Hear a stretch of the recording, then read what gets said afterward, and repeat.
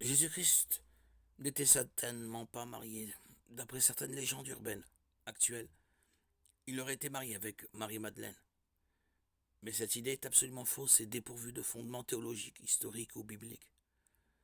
Si certains évangiles apocryphes mentionnent que Jésus et Marie-Madeleine étaient très proches, aucun ne dit qu'ils étaient mariés ni n'ont eu une relation amoureuse.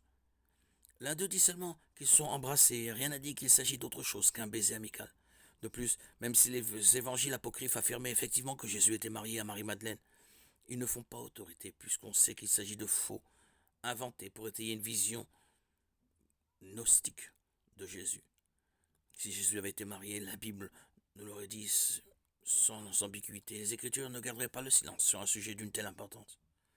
La Bible mentionne la mère, le père adoptif, les demi-frères et les demi-sœurs de Jésus. Pourquoi aurait-elle omis de mentionner sa femme? Ceux qui croient et enseignent que Jésus était marié le font généralement dans l'intention de l'humaniser, de le rendre plus ordinaire, plus semblable à nous. Les hommes ne veulent tout simplement pas croire que Jésus était devenu chair. Jean 1, 14, 10, 30. Aussi, ils s'inventent des mythes qui lui attribuent une femme et des enfants souscrivent aux mythes qu'ils s'en sont faits et font de lui un être humain ordinaire. Être marié et avoir des relations sexuelles dans le cadre du mariage n'est pas péché. Jésus aurait donc tout à fait pu être marié tout en demeurant l'agneau sans péché de Dieu et le sauveur du monde. En même temps, il n'avait aucune raison biblique de se marier. Ceux qui croient que Jésus était marié ne croient pas qu'il était sans péché et qu'il était le Messie.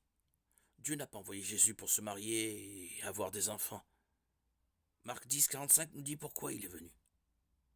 En effet, le Fils de l'homme est venu non pour être servi, mais pour servir et donner sa vie en rançon pour beaucoup.